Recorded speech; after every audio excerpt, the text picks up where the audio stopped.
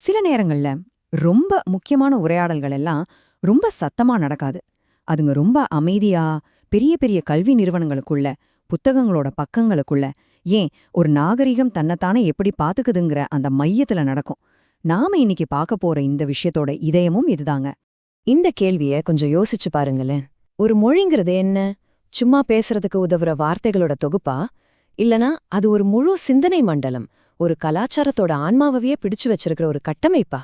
சம்ஸ்கிருதத்தை பத்தி பேசும்போது இந்த வித்தியாசம் ரொம்ப ரொம்ப முக்கியமாகுது. ஏன்னா இந்த புத்தகம் என்ன சொல்லுதுன்னா, சம்ஸ்கிருதம் ஒரு மொழி மட்டும் இல்ல, அது ஒரு முழு சிந்தனை சூழல்.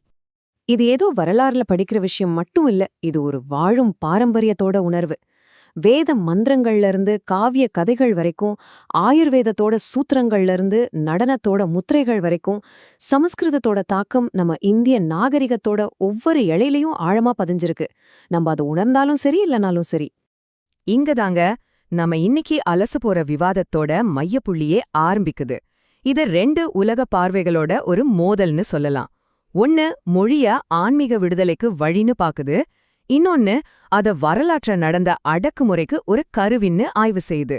இந்த ரெண்டு பார்வைகளும் எப்படி சம்ஸ்கிருதத்தோட கதைய மாத்துது, அது வழியா இந்தியாவோட கதையவே எப்படி மாத்துது, இதுதான் நாம இன்னைக்கு தேடப் போற கேள்வி. சரி, நம்ம பயணத்தை இப்படி ஆரம்பிக்கலாம். முதல்ல சமஸ்கிருதத்தோட எதிரொலி இன்னிக்கும் நம்மள சுத்தி எப்படி ஒலிக்குதுன்னு கேட்போம். அப்புறம் அதை பார்க்கற ரெண்டு விதமான கண்ணாடிகளை பத்தி புரிஞ்சுக்கலாம். அதுக்கப்புறம் இந்த விவாதத்துல அமெரிக்க பார்வைன்னு சொல்லப்படுறது என்னன்னு பார்ப்போம். இந்த மோதலால ஒரு கலாச்சாரத்துக்கு என்ன ஆபத்து வரலான்னு பார்த்துட்டு, கடைசியா இந்த உரையாடலை எப்படி மறுபடியும் உயிர்ப்பிக்கலான்னு சில வழிகளோட முடிப்போம். சரி, முதல் விஷயத்துக்குள்ள போலாம். ஆயிரக்கணக்கான வருஷத்துக்கு முன்னாடி இருந்த ஒரு மொழி இன்னைக்கு இருக்கிற இந்த டிஜிட்டல் உலகத்துல இன்னும் உயிரோட இருக்க முடியுமா? அதோட எதிரொலி நம்ம காதுக்கு கேக்குதா? ஆமாங்க, நம்ம நினைக்கிறத விட ரொம்ப ஆழமாவே அது நம்ம கூட பேசிட்டு இருக்கு. இது ஏதோ ஒரு லிஸ்ட் மட்டும் இல்லங்க, நம்ம வாழ்க்கையோட ஒரு ரிஃப்ளெக்ஷனே சொல்லலாம். நம்ம பேரு, நம்ம ஊரு பேரு, நம்ம சர்வசாதாரணமா பயன்படுத்துற பல வார்த்தைகள்ல சம்ஸ்கிருதத்தோட வேறு பார்க்க முடியும். நாம தர்மம் இல்ல கர்மான்னு சொல்லும்போது வெறும் வார்த்தைகளை பேசல, ஒரு பழமையான தத்துவச் சூழலுக்குள்ள நம்ம போறோம். நாம அதை உணர்ந்தாலும் சரி இல்லனாலும் சரி, அது நம்மள சுத்தி எப்பவும் இருந்துகிட்டே இருக்கு. இந்த சமஸ்கிருதிங்கிற வார்த்தைய நல்லா கவனிங்க, இது ரொம்ப முக்கியம். இது மொழியையும் நாகரிகத்தையும் பிரிக்கவே முடியாத ஒன்னா பாக்குது. இந்த நூல் என்ன சொல்லுதுன்னா, சமஸ்கிருதம்ங்கிறது சமஸ்கிருதியோட டிஎன்ஏ மாதிரி. நடனம், சிற்பம், கவிதைன்னு பல கலை வடிவங்கள்ல அதோட தாக்கம் தெரியுது. அதனால சமஸ்கிருதம்ங்கிறது வெறும் வார்த்தைகள் இல்ல, அது ஒரு கலாச்சாரத்தோட ஆபரேட்டிங் சிஸ்டம்னே இந்த ஆசிரியர் சொல்றாரு. இங்கதான் இந்த விவாதத்தோட உண்மையான பாரமே இருக்கு. இது வெறும் ஒரு அகாடமிக் டிபேட் கிடையாது, இது ஒரு கலாச்சார அடையாளம் சம்பந்தப்பட்டது. ஒரு மொழிய அதோட புனித தன்மையிலிருந்து பிரிச்சு வெறும் அரசியல் கருவியா பார்க்கும்போது, அந்த மொழிய நம்பி இருக்கிற ஒரு நாகரிகத்தோட ஆன்மாவில என்ன பாதிப்பு ஏற்படும், இந்த கேள்விதான் நம்மள அடுத்த கட்டத்துக்கு கூட்டிட்டு போகுது. சரி, இப்போ இந்த விவாதத்தோட இதய பகுதிக்கே வந்தாச்சு. இந்த புத்தகம் ரெண்டு அடிப்படையான பார்வைகளை முன்வைக்குது. ஒன்னு உள்ள இருந்து பாக்குறது, இன்னொன்னு வெளியே இருந்து பாக்குறது. இந்த ரெண்டு பார்வைகளும் சம்ஸ்கிருதத்தை சுத்தமா வேற வேற கோணத்துல பாக்குது. இந்த ரெண்டு வார்த்தைகளை பாருங்க, பாரமார்த்திக மற்றும் வியவஹாரிக. பாரமார்த்திகன்னா ஆன்மீகம், தியானம் மாதிரியான விஷயங்கள்.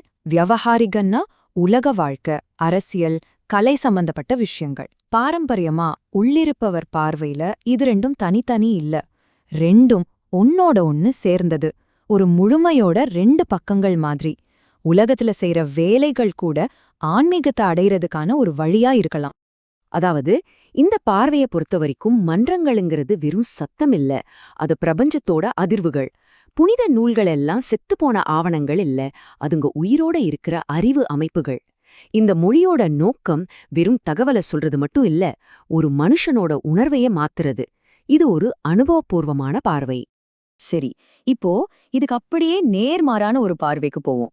இந்த புத்தகம் இது அமெரிக்க பார்வை, இல்லனா அமெரிக்கன் ஓரியன்டலிசம்னு சொல்லுது. இது சமஸ்கிருதத்தை ஒரு முற்றிலும் வேற கண்ணோட்டத்துல அணுகுது. இந்த பார்வை முன்வைக்கிற முக்கிய வாதங்களா இந்த புத்தகம் சில விஷயங்கள சொல்லுது. ஷெல்டன் போலாக் மாதிரியான அறிஞர்களோட ஆய்வுகளை மேற்கோள் காட்டி இந்த பார்வை சமஸ்கிருதத்தோட புனிதத்தன்மையை நீக்கிட்டு அதை ஒரு மதச்சார்பற்ற ஆய்வு பொருளா மட்டும்தான் பாக்குதுன்னு சொல்லுது. அதன்படி காவியங்கள் எல்லாம் ஆன்மீக படைப்புகள் இல்ல, அதெல்லாம் அரசியல் அதிகாரத்தை நிலைநிறுத்தின கருவிகள். அது மட்டுமில்லாம இந்த மொழி வரலாற்றுல அடக்குமுறைக்கு பயன்பட்டுச்சுன்னும் இன்னைக்கு இது ஒரு இறந்த மொழின்னும் இந்த பார்வை வாதிடுறதா இந்த புத்தகம் விவரிக்குது. இந்த டேபிள பாத்தீங்கனாலே உங்களுக்கு புரியும், இந்த 2 உலக பார்வைகளுக்கும் நடுவுல எவ்ளோ பெரிய இடைவெளி இருக்குன்னு. ஒரு பார்வைக்கு சமஸ்கிருதம் ஒரு உயிரோட்டமான, புனிதமான, விடுதலை தர சக்தி. இன்னொரு பார்வைக்கோ அது ஒரு வரலாற்று சின்னம், அடக்குமுறையோட அரசியல் கருவி. ஒரே மொழி எப்படி இவ்ளோ முரண்பாடான அர்த்தங்களோட இருக்க முடியும்? இதுதாங்க இந்த விவாதத்தோட ஆச்சரியமான ஒரு நிஜம். இந்த மாதிரி அறிவுபூர்வமான விவாதம் எல்லாம் வெறும் புக்கோட நின்னுடுறதில்ல. இதனால நிஜ உலகத்திலயும் பாதிப்புகள் இருக்கு. ஒரு கலாச்சாரத்தோட கதையை யார் சொல்றது, அதோட அர்த்தத்தை யார் முடிவு பண்றதுங்கிற அதிகாரத்துக்கான ஒரு போராட்டமே இது. இங்க அதிகாரம்னு சொல்றாங்களே, அந்த வார்த்தை ரொம்ப முக்கியம். அதாவது ஒரு பாரம்பரியத்தை பத்தி விளக்குறதுக்கு உண்மையான தகுதி யாருக்கு இருக்கு? பாரம்பரியமா அந்த மரபுல வாழ்ந்த குருக்களுக்கோ அறிஞர்களுக்கும் தான் அந்த அதிகாரம் இருந்துச்சு. ஆனா இப்போ அந்த அதிகாரம் கொஞ்சம் கொஞ்சமா இந்தியாவிலிருந்து வெளிநாட்டு பல்கலைக்கழகங்களுக்கு போயிட்டு இருக்குன்னு இந்த புத்தகம் எச்சரிக்குது. இந்த படத்தை பாருங்க. இந்த பார்வை எப்படி பயணம் செஞ்சிருக்குன்னு இந்த புத்தகம் விளக்குது. ஐரோப்பிய காலனித்துவ காலத்துல ஆரம்பிச்ச ஓரியன்டலிசம், அதாவது மேற்கத்திய நாடுகள் கிழக்கு நாடுகளை ஆய்வு செஞ்சது காலப்போக்குல எப்படி மாறிச்சுன்னு காட்டுது. அதேபோ அமெரிக்கன் ஓரியன்டலிசம்னு ஒரு புது வடிவத்தை எடுத்து மறுபடியும் இந்தியாவுக்குள்ளே வந்து நம்ம கல்வி, மீடியா, ஏன் பாரம்பரிய நிறுவனங்கள் மேல கூட எப்படி ஒரு தாக்கத்தை ஏற்படுத்துதுன்னு இந்த படம் சொல்லுது. இது ஒரு புதுவிதமான அறிவுசார் காலனித்துவம்னே ஆசிரியர் வாதிடுறார். இந்த கோட் பிரச்சனையோட ஆணிவேரியே தொட்டு காட்டுது. இது வெளிப்பார்வைகளை வேண்டான்னு சொல்றதில்ல. ஒரு ஆரோக்கியமான உரையாடலுக்கு 2 பக்கமும் வலுவா இருக்கணும். ஆனா பாரம்பரிய பார்வையை எடுத்துச் சொல்ற உள்குழு இந்த விவாதத்துல சரியா ஈடுபடல, இல்லனா அவங்க குரல் கேட்கப்படலன்னு இந்த புத்தகம் கவலைப்படுது. இதனால ஒரு சமநிலையான உரையாடல், ஒருத்தர் மட்டும் பேசுற மாதிரி மாறிடுமோங்கிற ஆபாயம் இருக்கு. சரி, பிரச்சனையெல்லாம் பார்த்தாச்சு. இதுக்கு தீர்வு என்ன? இந்த அறிவுசார் சமநிலைய திரும்ப கொண்டு வர இந்த புத்தகம் என்ன வழிகளை சொல்லுது? இது வெறும் விமர்சனத்தோட நிக்காம ஒரு செயல் திட்டத்தையும் கொடுக்குது.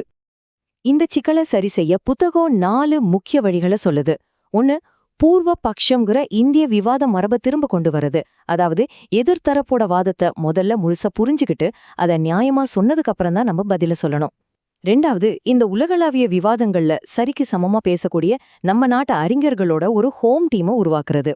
3. சமஸ்கிருதத்தை ஒரு மியூசியம்ல வச்ச பொருள் மாதிரி பார்க்காம புதுசா சிந்தனைகளை உருவாக்குற ஒரு உயிருள்ள மொழியா பார்க்கறது. கடைசியா சாஸ்திரங்களை வெறும் பழைய விதிகள்னு நினைக்காம இன்னைக்கு இருக்கிற சவால்களுக்கு தீர்வு கண்டுபிடிக்க உதவுற புதுமையான கருவிகளை பயன்படுத்துறது. நாம இதுவரைக்கும் பேசின எல்லா கருத்துக்களும் ராஜீவ் மல்ஹோத்ராவோட த பேட்டில் ஃபார் சான்ஸ்கிரிட் அப்படிங்கிற இந்த புத்தகத்திலிருந்து எடுக்கப்பட்டதுதான். இந்த புத்தகம் இந்த விவாதத்தை ரொம்ப ஆழமாவும் விரிவாவும் அலசுது. அப்போ கடைசியா பார்த்தா இந்த புக்கோட நோக்கம் யாரையும் ஜெயிக்கிறதில்ல போல, மாறா ஒரு முழுமையான சித்திரத்தை கொடுக்கறது தான். சமஸ்கிருதத்தோட கதைங்கிறது வெறும் அரசியல் அதிகாரத்தோட கதை மட்டும் இல்ல. அது ஆன்மீகம், கலை, தத்துவம், கோடிக்கணக்கான மக்களோட வாழ்க்கையோட பின்னி பிணைஞ்ச ஒரு கதை.